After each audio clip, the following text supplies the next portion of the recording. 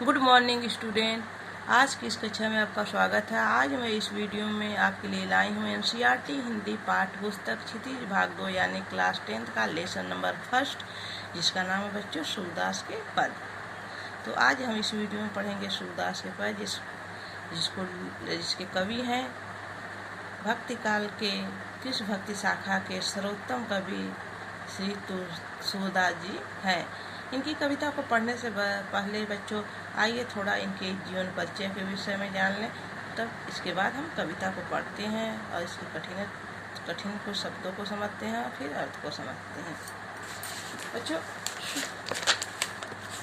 सूरदास का जन्म सन 1478 में माना जाता है। एक मान्यता के अनुसार उनका जन्म मथुरा के निकट रोनकता या रेणुका का क्षेत्र में हुआ था, जबकि दूसरी मान्यता के अनुसार उनका जन्म स्थान दिल्ली के पास ही माना जाता है। महाप्रभु वल्लभाचार्य के शिष्य सूरदास अष्टछाप के कवियों में सर्वाधिक प्रसिद्ध हैं। वे मथुरा और वृंदावन के बीच गौ घाट पर रहते थे और श्री नाथ जी के मंदिर में भजन कीर्तन करते थे। सन 1583 में पारसौली में इनका निधन हो गया। अब ये बच्चे इनकी रचनाओं को देखते हैं। इनकी 3 प्रमुख रचनाएं हैं। नंबर 1 सूरसागर, नंबर 2 साहित्य लहरी और तीसरा है बच्चों इनका सूरसागर, साहित्य लहरी और सूरसरावली, जिसमें इन तीनों में सबसे ज़्यादा लोकप्रिय कौन सा हुआ? सूरसागर ही सर्वाधिक लोकप्रिय हुआ। इनकी कविताओं में सूर की कविताओं में वात्सल और श्रृंगार के श्रेष्ठ कवि माने जाते हैं। कृष्ण और गोपियों का प्रेम सहज मानवीय प्रेम की प्रतिष्ठा करता है। सूर ने मानव प्रेम की गौरव गाथा के माध्यम से सामान्य मनुष्यों की हीनता बोध से मुक्त किया, उनमें जीने की ललक पैदा किया। इनकी भाषा जो है बच्चों, किस भाषा में लिखी? इनकी जो कविताएं हैं ब्रज भाषा में लिखी हुई है। देखिए,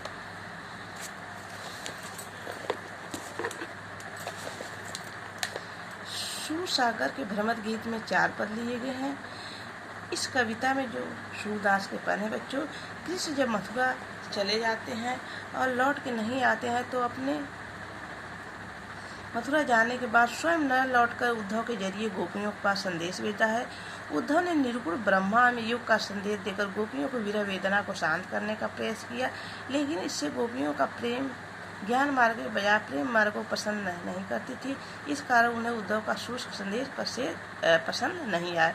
तभी वहाँ एक भंवरा आ जाता है। यहीं से भ्रमर गीत का बच्चों प्रारंभ होता है। गोपियों ने भ्रमर के बहाने उद्धव पर व्यंग बार छोड़े।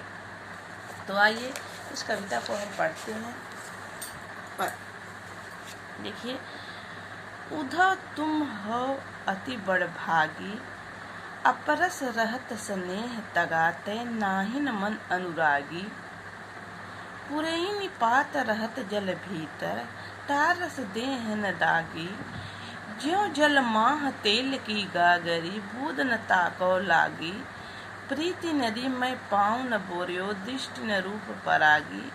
सूरदास अबला हम बोरी, गुर चीटी ज्यों पागी। यहाँ बच्चों बड़भागी में होता भाग्यवान, अपरस में होता अछूत, स्नेह तगावन स्नेह का बंधन, अनुरागी में अनुगत, पुरैन पात माने कमल का पत्ता, रस में होता जल, माह में होता में, प्रीति नदी यानी प्रेम का नदी, बोरे माने डुबोयो, पाँव माने होता पैर, परागी में होता मुग्ध होना, गुड़ में होता है गुड़। तो बच्चों यहाँ गोपियाँ जो है कृष्ण के सखा उद्धव पर व्यंग करते हुए उनसे कहती हैं कि हे उद्धव, तुम हो अति बड़ भागी। उद्धव जी, आप तो बड़े ही भाग्यशाली हैं, बड़े ही भाग्यवान हैं। अपरस रहत स्नेह तगाते नाहिन मन अनुरागी। कहते हैं बच्चों कि आप तो इतने अधिक समय तक श्री कृष्ण के साथ रहे हैं, उनकी स्नेह के बंधन में रहे हैं, नाहिन मन अनुरागी, लेकिन फिर भी आपका मन उनमें अनुरक्त नहीं हुआ है। उनके प्रेम से, स्नेह के बंधन से, प्रेम के बंधन से आप अछूते हैं। अपरस यानी बच्चों अछूते हैं। कहते हैं कि आप तो इतने अधिक समय तो उनके साथ रहे हैं, लेकिन उनके प्रेम का जो रसा है, प्रेम का जो रंग है, आप पे जरा भी नहीं चढ़ा है। आप तो बड़े ही भाग्यवान हैं। हम तो भोले भाले अबला हैं जो उनके प्रेम में डूबे हुए हैं और उनकी व्यथा जो हमसे वो दूर हुए हैं, उनकी व्यथा को हम सह रहे हैं। पुरई न पात रहत जल भीतर, ता रस देह न दागी। और आगे गोपियाँ उद्धव का जो प्रेम है श्री के प्रति, उसका एग्जाम्पल देते हैं, उदाहरण देते हुए कहती हैं, आपका प्रेम तो श्री के प्रति वैसे ही है जैसे एक कमल का पत्ता जल के भीतर रहते हुए भी जल से वह अछूता है। यानी कि उसका जो बच्चों कमल का पत्ता होता है, जल के अंदर तो रहता है, लेकिन अभी एक बूंद भी उसको पानी में उसके पत्ते पर डालें ठहरता नहीं है, फिसल जाता है। और अगला उदाहरण बच्चों देती हैं, ज्यों जल माह तेल की गागरी बूंद न ताको लागी। जिस प्रकार तेल से चुपड़ी हुई जो गागर होता है, यदि हम उसमें जल पे डालेंगे तो तेल के चिपकने की वजह से बच्चों, तेल के उसमें रहने की वजह से उसमें जल की बूंदें ठहरती नहीं, वो भी फिसल जाती हैं। तो उसी प्रकार आपका भी प्रेम श्री कृष्ण प्रति ऐसा ही है कि श्री कृष्ण के प्रेम रूपी सागर में रहते हुए भी आपको उनके प्रेम का रंग है आपके ऊपर ठहरता नहीं है। आगे बच्चों क्या कहते हैं, देखिए गोपियाँ उद्धव से, प्रीति नदी में पाँव न बोरियो, दृष्टि न रूप परागी। प्रीति, आप तो श्री कृष्ण के जो प्रेम रूपी नदी है, उसमें तो पैर डुबोना दूर की बात है, आपने उसमें तो दृष्टि भी नहीं डाला, यानी आप उनके प्रेम की नदी को तो देखा ही नहीं, उसमें तो पैर डुबोना दूर की बात है। हम लोग आपका प्रेम श्री कृष्ण के प्रति सच्चा प्रेम नहीं है, आप उनके प्रेम जो है उनके ऊपर आपका असर नहीं हुआ है।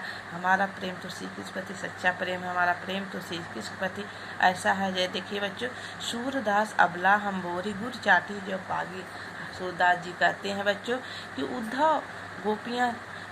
गोपियाँ उद्धव से कहती हैं कि हम तो श्री कृष्ण से वैसे ही लिपटे हुए हैं, हमारा प्रेम जो है वैसे ही अनुरक्त है उन श्री कृष्ण प्रति जैसे चींटियाँ गुड़ से लिपटी हुई होती हैं और गुड़ को खाते खाते उसे में चिपक कर अपना जान भी दे देती हैं। हमारा प्रेम भी श्री कृष्ण प्रति वैसे ही है कि हम उनके प्रेम में लिपटे हुए हैं, उनसे प्रेम में अनुरक्त हैं और हम भी उनके प्रेम में अपना जान दे देंगे।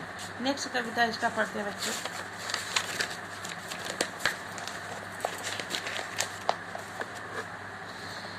मन की मन ही माज रही है, कहिए जाय कौन पै उद्धव, नाही परत कही। अवधि आधार आस आमन की, तन मन बिथा सही। अब इन जोग संदेश ही सुन सुनी, विरहनी विरह दही। चाहती हुती गुहारी जितही तय, उत तय धार बही। सूरदास अब धीर धरही, क्यों मर्यादा न लही।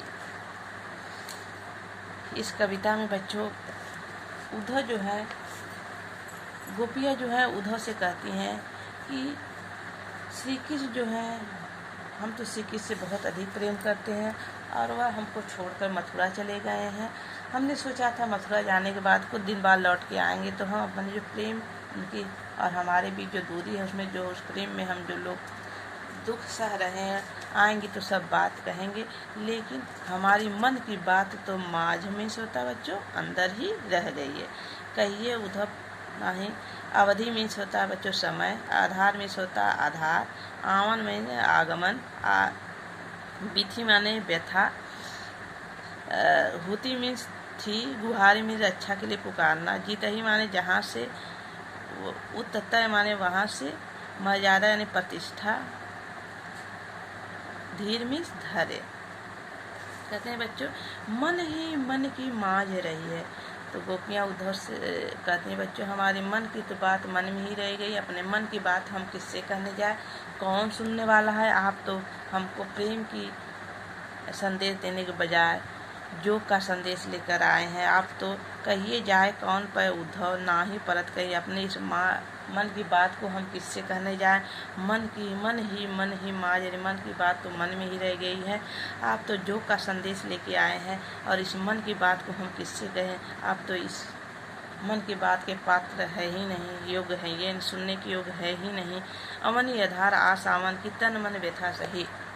हमने सोचा था हमारे श्री कृष्ण आएंगे, इतने लंबे अवधि तक हमने आस लगाया हुआ था और अपने तन और मन से इस व्यथा को हम सह रहे थे, उनकी आने की आस को सोचकर। अब इस जोग संदेश सुन सुन विरही विरह दही।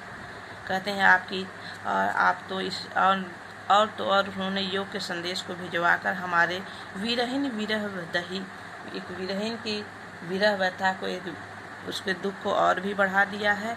अब इन योग संदेश ही सुने सुने विरहीन विरह दही। आप इस योग के संदेश को श्री कृष्ण ने भिजवाकर हमारे इस विरहिनी के विरह को और भी बढ़ा दिया है। चाहती हुती गुतार जिताते उतत धार बहे, और चाहत थी गुहार जितही, और जिसको हम मुसीबत के समय रक्षा के लिए पुकारते थे वहीं वह उल्टी धारा बह रही है, वही हमको कष्ट दे रहे हैं। अब हम इस रक्षा के लिए अपने मन की बात को कहने के लिए किसको पुकारें। सूरदास अब धीरे धरे क्यों मर ज्यादा नहीं लही। बच्चों, सूरदास जी कहते हैं कि गोपियाँ उद्धव से कहती हैं कि अब हमारी जो धीर है धरही क्यों, अब हम धैर्य क्यों धारण करें, हमारी सहने की जो शक्ति है वो खत्म हो चुकी है, अब हम मर्यादा का उल्लंघन करेंगे, यानी अर्थात अपनी बातों को अब हमको लग रहा है आपसे मन की जो व्यथा है उसको कहना ही पड़ेगा। आज का वीडियो बच्चों यहीं समाप्त होता है। नेक्स्ट वीडियो में हम